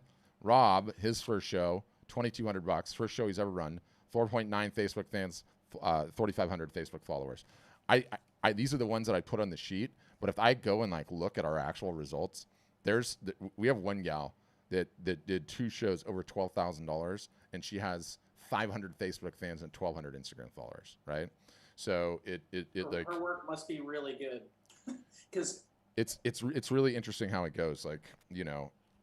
One of the things that I'm constantly doing, and I don't know if you're on the beginning of the presentation, but we're constantly looking at the customer data, right? And trying to figure out okay, is there some sort of formula? Instagram followers plus people on the email list plus Facebook fans plus number of sales that they run, determine the success of the business. We have a guy, okay, who is pretty known, has 1.3 million followers on Instagram, right? 1.3 million. He's a big deal. And we have a gal that has 5,000 followers on Instagram, and the gal that has 5,000 followers on Instagram outsells him by 50x. and he's got 1.3 million followers on Instagram, right? There's like very little rhyme or reason. There's so many. Every artist and photographer has like sort of a different path and a different journey and a different story and a different subject material. And sometimes the smaller ones rock. It's crazy. Yeah. So I got back into my art career about 18 months ago. Okay. And everything I do is digital. Okay. And I have a Saatchi art site. Yep. And I've sold in like the last 12 months like 18 pieces. That's pretty good. So, that's pretty good. To me, I talk to like a lot of people that are on Saatchi, a lot of people that are on Fine Art America. That's higher on Saatchi than I've heard from a lot. Than I hear from. If I talk to 100 people, you're You're in the 1%. Wow. Oh, I guess that's good to know. But I guess. But you're not making any income from it, and you're not keeping the collector info, or not enough income, right? That's yeah. So the question I have is, because everything is digital, when I first started on Saatchi, I started putting every piece up that I had for you could purchase the original, and then you could purchase a print. And Saatchi has the same thing that you can print on wood, you can print on canvas, paper. The problem is the canvas isn't that good a quality, and the paper, I did one test, and when I got it, it was just okay from a print point of view. So what I do is I have a high-end print shop that's like 2 miles from my house I live in Boston, and they do super high-end, like famous photographers and stuff like that. They put it on Hammermill 305 rag paper, really expensive paper. And the pieces cost me quite a bit to produce. Hanemule. Yeah. So the pieces can cost, because some of the pieces I have are like 6 feet by 6 feet. So I have to price them pretty high. Yeah. But if I started a storefront with you guys, and because of all my work is digital, are you that level of quality as far as production goes? Yeah. So our founder, the guy that started our company, started a company called Breathing Color, which is one of the biggest manufacturers and suppliers of fine art substrates, canvas, mediums, all the various different things. I say that to say, one, the printing is in our DNA, but two, I've got to see the other side of the printing world quite in depth, like all the little secrets that no one knows, right? And the dirty little secrets are, back in the day, it used to be an art form to it, right? It used to be like a craft, right? Like on how good of a print you can make. Now, everybody has the same computers. Everyone has the same monitors. Everyone has the same color calibration devices. Everyone has the same printers, and everyone is buying the same media types. There's zero difference from one print shop to another. It just comes down to what media type are you using, right? And so if you want to use Hanemule, you can use Hanemule. If you want to use something else, you can use something else. You pick your media types, but from shop to shop, zero difference whatsoever. They're all using the same stuff. And let me tell you, Hanemule, is all about brand. Their paper is not significantly better than anyone else's, straight up. And I know some of the manufacturers that actually make it. And like, there's backstories there where you're like, wait a minute, it's like when you go and you get the Costco brand and it's essentially like the same product as like the high-end brand. There's some of that going on there. Let's just say that. So you want to print on the Hanemule, you can. It's got a great brand name to it. People love it. If you want to pick another one, you can. You're 100% good to go. But you know what I bet you're not doing? How many pieces of your digital art do you have that are ready to show right now in your house? 10. That's not bad. That's higher than what I thought. Well, it might actually be more than that, because I'm showing at a local gallery that I got associated with. So it's probably more like 15 that I have ready. It's so important because, what does everyone do? They think that they can just post 2D image after 2D image after 2D image all over the place, and that people buy 2D images. They don't buy 2D images. They buy something like this that can hang on the wall. That's right. And you have to have it. It's you tactile. got to see the tactile quality of it. So important. And so important. So the other question I had for you, let me think here. I just lost me here. So how are you guys different than Saatchi? So Saatchi is a marketplace. You're uploading your stuff there. Saatchi is bringing you customers. They're not telling you who the customers are, and they're taking a high percentage of commission, right? With us, you get a website that you own. You're responsible for it. It's Scott Giske. How do you say it? Giske. Yeah. ScottGiske.com, right? And then we teach you how to do the marketing that drives traffic to it, and we don't ever stop teaching you, but you own everything. You own the customer information. So I also have a private site where I post all my work as well on Squarespace. So You're absolutely right. It is all about a marketing thing. Yeah. So I'll just tell a story to everybody on the call because it's really interesting. So Yeah. a friend of mine, his sister-in-law was a lawyer. She was a partner down in New York City for 15 years, and she was working 100-hour weeks, and she got completely fed up with it. So on weekends, she started painting, getting back into her painting because I guess she was a painter as a kid. Mm-hmm. And if you looked at her artwork, it's okay at best. Like, it's nothing earth-shattering. Mm-hmm. In the first year, she sold $100,000. The second year, she sold $200,000. And all she did was promoted it on Instagram. Yep. That was 12 years ago. She quit her law practice, and she's been a professional artist full-time. And all she does, she has 2 sites. Mm-hmm. She has her Instagram following, mm-hmm.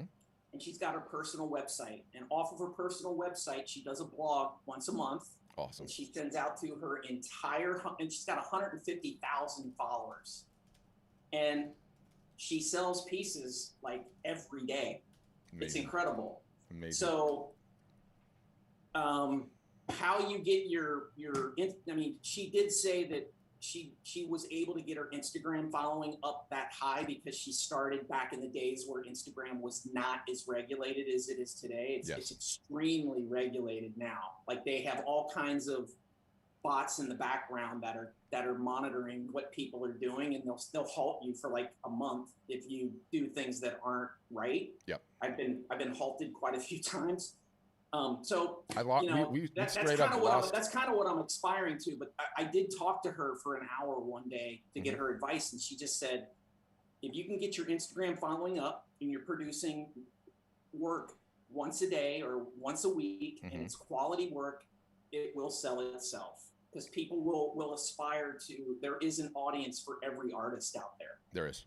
You just have to build it. But what she's not telling you is how hard she grinded on her marketing for how many years, right? Yeah, no, she did tell me that. She said it took about 8 years for her to get there. Yep. But I mean, the thing I'd like to know is how the heck did she start selling $100,000 worth of work as a side hustle when she was still a lawyer? Yeah. Like, that's incredible. The last thing I was going to say was to Natalie, as far as limited editions, my take on that, and you actually said it as well, was you're not buying a painting, you're not buying a charcoal, you're not buying a photograph, you're buying an image. So no matter whether it's digital, a painting, a copy, whatever, what I've learned from a number of people on Saatchi that sell a ton of artwork is they sell a limited edition of one. And what they say is that limited edition is a custom piece of artwork.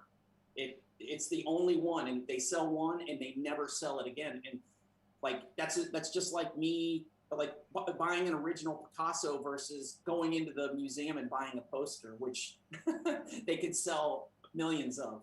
Yeah. That's how you can price the difference or rationalize the upscale in the pricing. Yeah. Limited edition of one. So like when you say I'm selling a limited edition of 500, well, that's 500 people out in the world that have that piece, versus if you only sell one for $10,000 versus 500 for 50, you can rationalize that you sold a unique piece of art. Would you agree with that?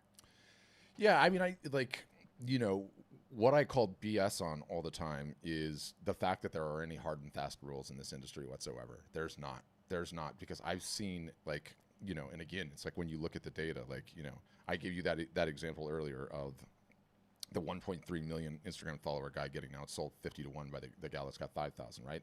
There's a million stories like that in the data. No rhyme or reason whatsoever. And there's so many different things that go into it and make it, like, everyone always asks me the crystal ball questions. How many hours a week do I need to spend in my marketing? How quickly will I earn an ROI after I sign up, right?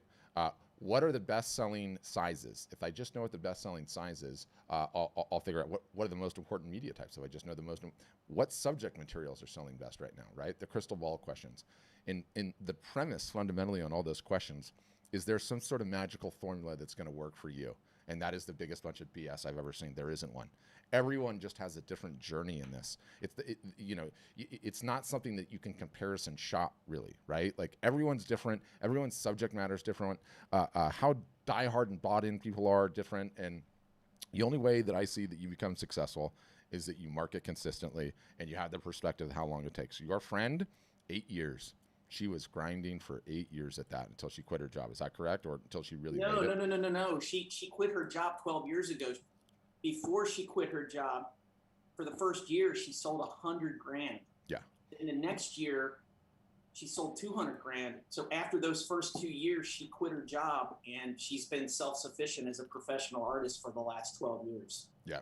So there's not like a massive amount of data in this world, right? There's not like or maybe there is and I'm just not aware of it, but like a census bureau that I could just like go to, and I'm pulling this up so I can show you. I want to read from this directly. And I think you guys should buy another book that I really, really like. Hold on here. I'm going to pull it up. Bear with me 1 second. My point is that there's not like, of actual people, real reports out there, but I'm going to show you the book first. Let me just get that out. So it's it $12 million? $12 million stuffed shark. Yes, I had it right. So this book is awesome. It's 10 years old now, but it's the $12 million stuffed shark, The Curious Economics of Contemporary Art. Okay, you can buy it on Amazon. I'll send you the link. 10 years ago, right? So we have to take into context this is 10 years ago. But this is the figure that it has in the book.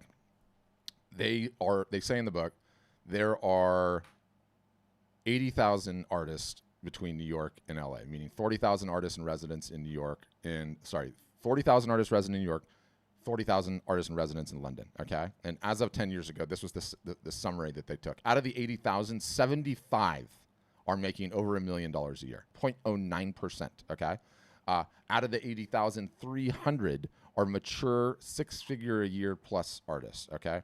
0.38% so far of the 80,000. And then underneath that, they say representation plus help under 6 figures a year, okay? So these are people that they're relying on their spouses, or they have a job and they're under 6 figures a year. That was 5,000. So 6.72% of the 80,000 are even making it. So if we're going off of those numbers that are in that book, put into context of how rare your friend is. But what I've seen completely blows those numbers out of the water, which is like, again, if you're working your marketing consistently and you have a decent niche, like we have a significant amount of customers that are over the 6 figures. Getting there in their first year, almost unheard of. Maybe one. I mean, like that's unicorn level straight up. Yeah, that's what I thought. I mean, I'm glad to hear that you said that I'm doing okay after the first year, because I heard that from a couple other people. Yeah. And I wasn't so sure. Yeah. So I guess I'll just keep grinding. Yes, you need to keep grinding. You should move over to us though, and I don't say that like as a sales pitch. The fact that you sold that much on Saatchi, your Squarespace site. Again, you don't have a website problem. You have a marketing problem, right? You need to learn how to do that. We're very good at teaching. Yeah, and I mean, nobody knows about my personal website. No one's going to it, period. I know.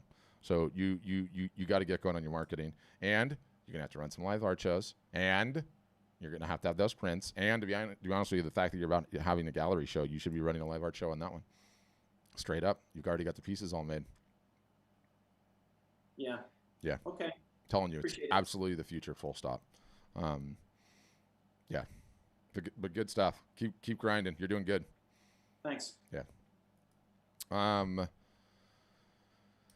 Yeah, somebody was asking me about cartoons. Yeah, you could try doing the cartoons on Patreon. The cartoons are sort of interesting in the sense that, like, as fine art, it's kind of like doing portraits of dogs. Cartoons are, right? What we find with the dogs, like the people that do that as a commission business, they do extremely, extremely well. But when they try to sell the pictures of the dogs to, like, somebody it's not their dog. Nobody wants a generic photo of a French bulldog. They want a photo of their French bulldog, right? Or nobody wants a sketch of a French bulldog. They want one of theirs. So if that's the kind of cartoons you do, that might be a situation that you run into. So something to keep in mind with that. But if you're selling cartoons that are different and they're just fictional characters, then it's the same as anyone else. If they've already started selling, then you got a marketing problem, same as anyone else. Trying to think if there's any other questions. Going back. Yep, Scott, it looks like we got all of yours. Nancy, I don't know if we got yours or not. Nancy, are you still on? I'm going to unmute you, Nancy. If you still have a question, let me know. Yeah, I think other than that, I think I got all the questions. But if anyone has any finals before we call it a day, just throw the hand up. And yeah, I mean, what I'll leave you with more important than anything else. Again, fundamentally, this business is normal marketing, sale, normal marketing, sale, normal marketing, sale, rinse and repeat. That's just how it goes year in, year out. And by the way, everyone's like, sales cheapen my work. Like, really? The only companies that I'm aware of that don't run sales discounts at all are Louis Vuitton and Tiffany's. And they're merging, so there's only going to be one company, which is the Louis Vuitton group. Okay, that's it. That's the only one that doesn't offer sales. I don't know of any other company, period, that doesn't run sales. And so why do I bring that up? Q4 is coming. Q4, traditionally non-COVID times, more art is sold in the fourth quarter for most customers than the other 3 quarters combined. It's when the money's out. It's when the wallets are out, everything else. God forbid this Delta variant comes back strong. If it does and we go into any format of staying home, lockdown, any of that again, art sales are going to benefit again, just like they did last time with everything that was home decor. So the moves that you make now, okay, in getting yourself set up and marketing, and literally, please don't take it as a cynical sales pitch. I don't care if you sign up with us or not, but the marathon is coming, okay? If the marathon was coming and it was coming soon, what would you start doing immediately? You'd start going on short runs, right? You'd start working on your marketing such that when it's race day, you don't fall flat on your face, right, in mile 1. So, got to get your art up on a website. You have to start doing some marketing, and you have to be ready for the Cyber Monday, Black Friday, Cyber Monday sales, which don't happen anywhere near Thanksgiving anymore because everyone just keeps running them earlier and earlier and earlier. But the holiday buying season is going to be insane, and there is time to get yourself up and going. And the sheer amount of credit cards that are out of wallets is just going to be staggering. It's going to be absolutely staggering. So, all right, Sullivan, I'm going to unmute you. Hold on.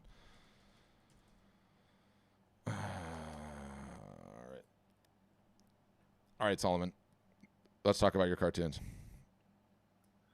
Oh, hi. Hey.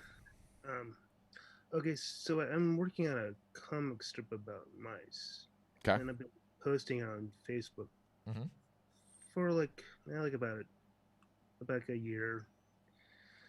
And so a couple of times people have given me requests for commissions. Mm-hmm.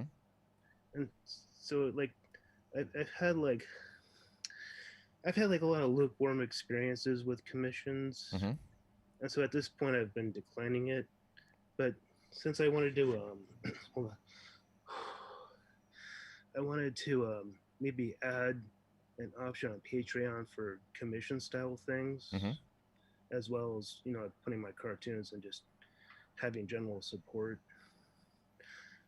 Here's what I would say. If somebody asks you for a commission, come up with a price you're comfortable for and immediately take payment. Immediately take payment. Have a link that you can drive them to where they can pay you immediately. And early on, especially when you're getting going, we love all revenue sources, right? We love all revenue sources. So I would be taking those in. In terms of the comic strips, though, I mean, do you think you're going to be attempting to sell the characters as individual pieces of art, or what does that look like? Yeah, I'm not totally sure yet. I was going to try to submit them to syndicates, but I've heard that they're pretty difficult. And then I tried Tapas, but they don't, it takes a lot of views before they pay you anything. Yeah. And so that's why I was kind of looking at Patreon as an option, and just have people donate to me until something hits. I mean, I could also try to sell little booklets of my cartoons. Yeah, you could. I mean, it comes down to I get the commission thing. We've already talked about that. That's done. In terms of the strip itself, you have to market that thing and get it out any which way you slice it, right? So you need to focus on that. You need to get a bunch of people reading and married to the characters. Assuming they get married to the characters, You know, how many Marvel prints are on walls throughout the United States, throughout the world? Lots, right? So the people that are really deeply entrenched and love comics will absolutely put that stuff on their walls. So that's a possibility. But again, you know, you like everyone else, you got a marketing problem, right? You need more eyeballs on those comics for them to go anywhere. That's the game. Okay. So like, how would I get more eyeballs on my stuff? And it's like, see, I noticed there's like problems with things like on Facebook. They what's the word? They kind of suppress the amount of views you have on your page. I guess they think that makes people look at it more. But like, I have like maybe about 700 people looking on my page, or like, well, it says 700 on the top, but maybe 300 people see it, and then my response rate is usually don't worry about any of that nonsense. It doesn't matter. It doesn't matter anything what's going on with Facebook or Instagram or any of the rest of them. All the metrics that they give you are nonsense. You know, if I came to your house right now and I picked you up and I said, Solomon, we're going to go down to the ATM machine, and I said, Solomon, show me on the ATM machine where there are buttons for reach or likes or comments or shares or 5,000 people saw my video, right? The only thing that matters is that whether or not you're selling. The social media sites have all the attention, and we have to be contrarian about that. So, you know, if you and I were fishermen, where would we drive the boat to every day? Where we think the fish are going to be. Right now, you have to when you need attention, we're essentially just driving the boat to where the attention is. So you market on both of them. You don't worry about what rules and this and that and everything else that it's going to do. You just have to market consistently, right? You have to market hard and you have to market consistently. And I know that's a pain in the butt, but that's just how it goes early on. It's actually how it goes always. Yeah, I've been doing a certain amount of that. I feel like I'm consistently producing. Good.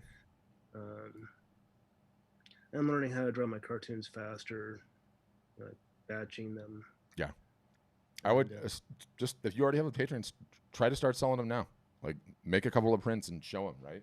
But not digital. You know, put one of your characters on something this size and say, I'm having a bathroom art sale, and see if you can sell them. Sell them for $30 a piece, $40 a piece, $50 a piece. You know, see if they'll actually buy them.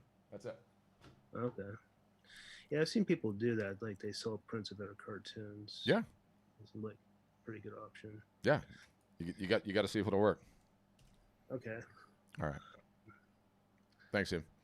Okay, thank you. Yep. All right, Karina, you're up next. Go ahead, Karina.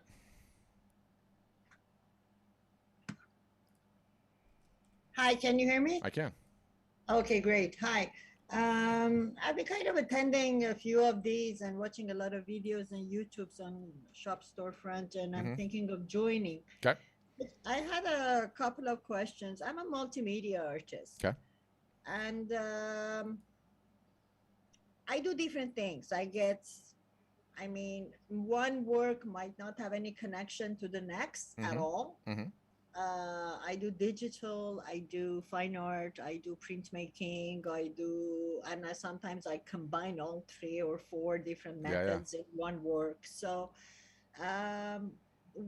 when I built my website, do you recommend just picking one thing or creating different sections for each work? Yeah, put it all up. Okay. And as far as Instagram and Facebook, I've had no luck with them whatsoever over the years, and I've had the accounts for many years. Do you recommend changing to Instagram business account or just keep my regular account? The good news there is it's a completely reversible decision. So you could switch it to business and then the next day switch it right back to personal. The reasons that you would switch it to business is when you move into advertising. You have to have a business account to be able to run ads on it. And I think there's I can't remember what the other reason is, but that's a completely minor detail. Why you haven't had success on it, I don't know. I'd have to look and see what you've been doing, what you've been posting. Is it all just 2D images after 2D images after 2D images, or is it images of you? Are there videos? Are you doing stories? I'd have to look and see what you're doing on there. Right. I do kind of videos via Minta for my work, and I usually post about up to 10 photos of what I'm doing detailed. I have a library of stuff, so I have a lot of stuff to post. Also, I have an issue. This is going to sound funny, but I have a very complicated name. Yes. And calling the site is really, I think people are going to get scared when they look at my name. Most people call their sites by their own name, which is what I would love to be able to do. But my name is kind of, especially my last name, it's a mouthful. It is a mouthful. Terhovnesian? Terhovanesian, yeah. So I'm not sure how to go about doing that. I've always had an issue with picking a name. www.karineater. Yes, I get that. That's tough. It's less of an issue. Website, and I called it karine.work. But it kind of is very generic, It's just not something that might raise interest or anything like that. Yeah, it's not a make or break it in today's day and age. I mean, there's a little bit of how you type it into the search engine and whether or not they're going to find you that way, which is called organic traffic. A little bit of that, but mostly, we're not really typing in, addresses anymore. We're sort of just clicking links, right? Like, very rarely am I typing in an artist name, but we could look into that. Is it an Armenian last name? Yes. Yeah. Was that so obvious? Yeah, it's pretty obvious. Yeah, I live in Southern California, and so I have all kinds of Armenian buddies around I'm me. in Actually. LA, so yeah. Yeah. Are you in Glendale? I'm in Glendale, yeah. Yeah. How did I know that, right? Yeah. So, yeah, I think we can help you. Here's what we'll do. I don't have the time to do it right now, but I will. I'll send you this replay after the email comes through. Respond with your Instagram handle, and I'll take a look. Okay, with my Instagram page. Yeah. Okay. Send it to me, and then I'll take a look, and see what you're doing, and have to get to the bottom of this. I also have a shop on Etsy, which I'm fed up with. I know, sucks. So, oh my God, it's just really sucks. Yeah. Yeah, I know. They come up with new stuff all the time. I know. It's just so stupid. I know. Yeah. And most importantly, like I said up top, you don't keep the information on who's buying your stuff, which is, it's a death knell. You need to know. You need to be able to market to these people in perpetuity. So we can help you. Okay, great. Thank you. All right. Thanks, Karina. All right. Looks like Linda and Natalie still have a question. So go ahead, Linda. Hey, sorry to bug you again. No, it's okay. I'm just in the more that I look over, and I've talked to you guys a few months back too. I'm just convinced that your fulfillment is just exceptional and a better way to go. And I'm interested in proceeding to pricing. Okay. And I was just at the website, but I'm not seeing the pricing. Yeah. So I didn't know how to proceed to get more information on that. Yeah, we don't publish it. It's just always how we've done it. I know it's kind of annoying, but it's the nature of the beast for us. Well, I just like to talk to you about that when there's a chance. Yes. Or I'll have somebody call you. Thank you. Yeah. Do we have your phone number? I don't know. We'll email you. We'll email you if not, or you can throw your phone number in the chat, and then Juan said we got it, so we'll call you. We'll call you, Linda. Okay. Yeah, and they'll straight. You can, if you have the other one, it's fine too. That's my customer service, and they're both always on me. Okay. We'll call you, and they'll answer everything. Thank you. Okay. All right, Natalie, you have another question. Go ahead, Natalie. You got to unmute again, Natalie. Whoops. Sorry, I got it. Gotcha. Can you hear me now? Gotcha. Okay. So I've been posting little reels and stuff on Instagram. So far, that's been pretty good for me. I mean, I only have like 200 followers because, like I said, I'm totally new. Yeah. But the last couple of months since I've been posting, I'm up to almost 300 now. So that's good. Oh, yeah. Growth. Yeah. Would you recommend trying to grow on both Instagram and Facebook at the same time? I would, or just pick a platform and keep it simple? No, I mean, you sort of need both. And so there's this concept in marketing called omni-channel marketing, right? And the way that it works is, give you an example. You have my email, right? And so you're gonna tell me about a new piece, or you're introduce me to that, invite me to that live art show, or whatever it is, and you send an email. The problem is that no one ever checks their emails, or the open rates are terrible, right? So more often than not, I'm gonna ignore what you sent on the email, and I'm gonna ignore it. And maybe I see the subject line, and I'm like, okay, I'll get to Natalie's email later, and then I forget about it, right? But it's somewhere in my subconscious.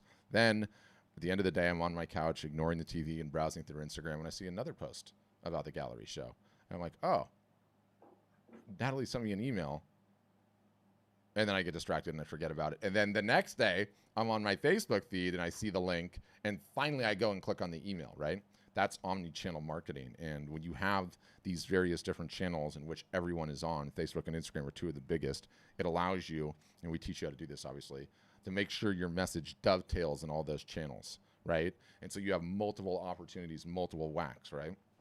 And it's so insanely effective. And, you know, the concept of omni-channel marketing, so many people miss on it. And it's like, it's so important. Like, attention is a currency of the land that we live in, right?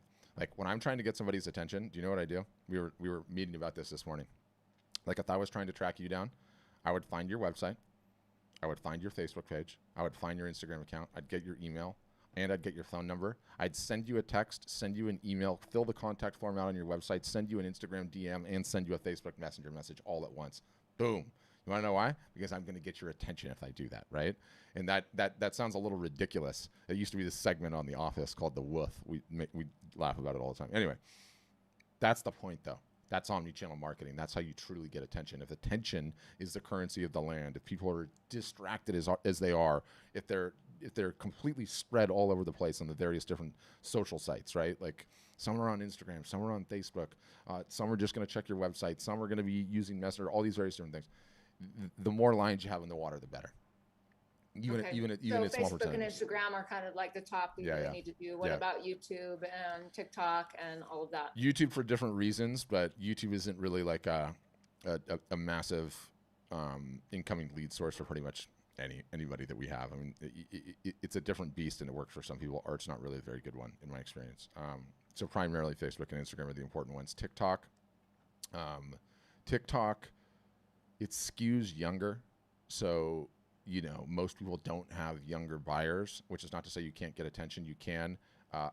I hate it personally because I'm massively distrustful of anything that the communist Chinese own, and that's not against Chinese people, but it's like a state-owned entity. I don't trust them. They harvest your data and everything else. But everyone tells me like, oh, I'm getting such incredible results on TikTok, right?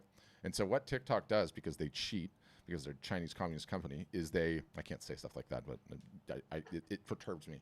They artificially inflate the view counts to give you a little dopamine trigger to say like, oh, I'm so great, right? And then every single solitary time somebody says, oh my gosh, it's working for me, and I go, yeah? Well, how much have you sold as a result of it? Well, I got 65,000 views. Then I do my little ATM story. Okay, I'm going to pick you up, Natalie. We're going to drive down to the ATM machine. Show me where you have 65,000 views on the ATM machine, right? There's no button there that exists. So everyone keeps telling me how great it is, but I have not seen anyone really leverage it successfully. And we do have some people that are trying, which is awesome. So the minute it does start working, you know, we'll have to jump into it. But no, you don't need to worry about it. Facebook and Instagram. Okay, that's really good to know. And email. Okay, and email. Yeah, very important. Yeah, because you got to own your customers if Facebook cuts you off or yeah. Now you're thinking right, Natalie. Now you're thinking right. Attention comes in two forms: owned and rented. And sadly, owned is really just the email address. I mean, no one really does text marketing unless you know you're this business or that. And so it's really the email address. And the whole ball game is to constantly siphon the rented attention into the owned pile, nonstop, right? Nonstop. But they're both important. Okay. Yeah. Thank you. Okay. All right, guys, I think we're going to leave it there. I'm running out of steam. Appreciate you guys. Hope you enjoyed it. I will send an email to follow up. We'll follow up with everyone that we said we're going to follow up. Was there one last question? I don't know that I saw came in. Oh, yeah, so Nikki's asking me this question. This is interesting. I'll answer this. So do you mean that we need to run promotions consistently? I have promoted several things on both Facebook and Instagram and also on Pinterest and get people to my site, but no one buys. How do you get them to push the buy button?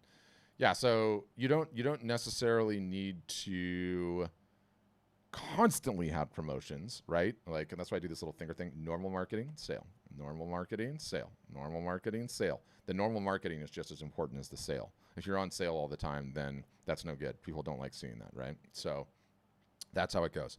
If no one's buying the work in the digital capacity, Natalie, you need to get in front of some strangers in the physical capacity to get an answer about whether or not it'll sell. You're trying to validate whether or not the product will sell. I say problem number one in this business, okay? Selling art or photography to people not named, mom, dad, brother, sister, family, friends, okay, who will lay down an oncoming traffic for you. So you have to sell your art to strangers. Okay. Once you've done that, then you've validated that you have a product the market wants. At that point in time, you don't have a validation problem. You have a marketing problem like the rest of us. And then you have to work diligently and forever at solving that one. But one of the final things on the and I love this, and no one ever talks about this, right? Everyone always like focuses in on the success, and like they think that like everyone's successful, there's no dirty work, right?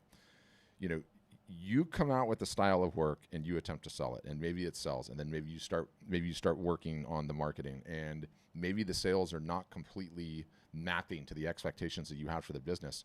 You don't have to stick with one style for the rest of your life, okay? You can change styles. Pablo Picasso, when he died, had over 45,000 pieces of unsold work in his inventory. What do you think he was doing that whole time? He was firing arrows, trying different things. Some of them didn't work, and then he moved to the next one, right? And so there's this concept of a pivot and trying new and different styles. And we have a bunch of customers that do it and are wildly successful at it, right? Like, so you're not pigeonholed to one particular style either. So, that the point in all that, Natalie, is that the stuff that you're doing currently doesn't sell. Try something that does. Try something different, right? That's how it goes. Yeah. And you're saying something about WordPress. I don't know what the word. Oh yeah, your WordPress site. Yeah. You got to get rid of that. No, you don't have to get rid of it. I like it, but it's not worth the hacking. It's not worth the hacking at it. It's just not. But all right, I think we're gonna leave it there. I'm out of gas. I appreciate you guys. I will be sending you all an email.